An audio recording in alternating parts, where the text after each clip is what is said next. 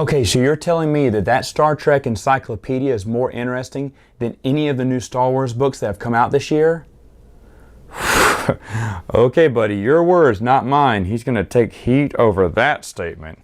Anyway, folks, hi there. I'm Matt, and welcome to My Expanded Universe, a show where I go through the entire EU in chronological order as best I know how. Folks, it's time to get to the comic books again today, and we're going to go through two great series that I really like a lot. The first one is by Haden Blackman. It's called Jango Fett Open Seasons. It was a 4-issue comic book series basically going through Jango Fett's past, about how he became a Mandalorian, how he met Count Dooku, how Boba Fett got the name Jaster Muriel from the short story that we read later on, how he found that pseudonym, that little name he was hiding under years later. This comic book series is excellent. The art is good. The writing is good. If you like Jango Fett, you should read this series. Now, Haden Blackman had a challenge here when he wrote this, because you're talking about Jango Fett, right? Only the father of the most notorious bounty hunter in the galaxy, and obviously a fan friggin' favorite. So when you're writing a story about his dad, it better be cool. And this one was cool. I don't have anything negative to say about Jango Fett Open Seasons.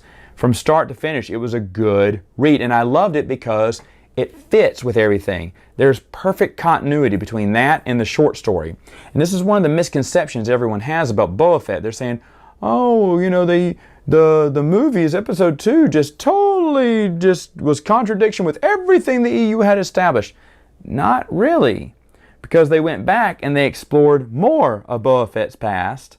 And of course, by retroactively talking about Jango's past, we learn where Jango gets a name that he probably told Boba, that Boba probably used later on.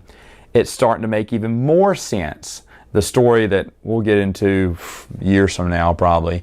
But Jango Fett Open Seasons, definitely worth your time. Now, the next series I want to talk about is Emissaries to Malastare by Timothy Truman.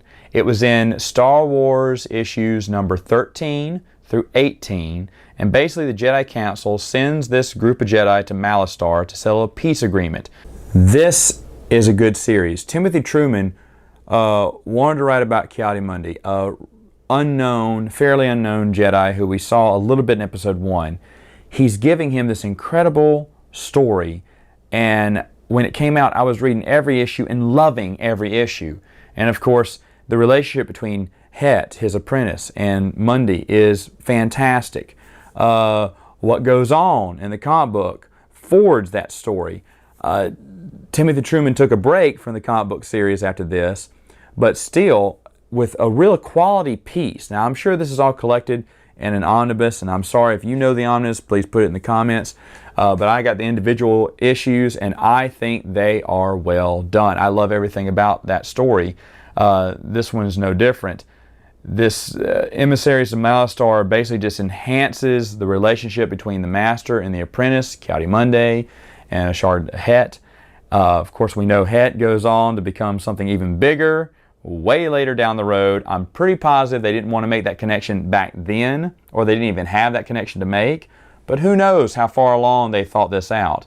Again, I doubt they thought it out that far along. If you don't know what I'm talking about, don't worry. I'll get to it eventually. But the series is actually really good.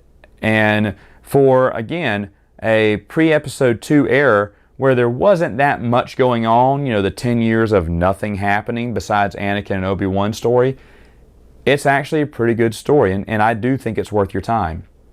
All right, folks, that's all the time I have for today, but I'll be back next week with another video.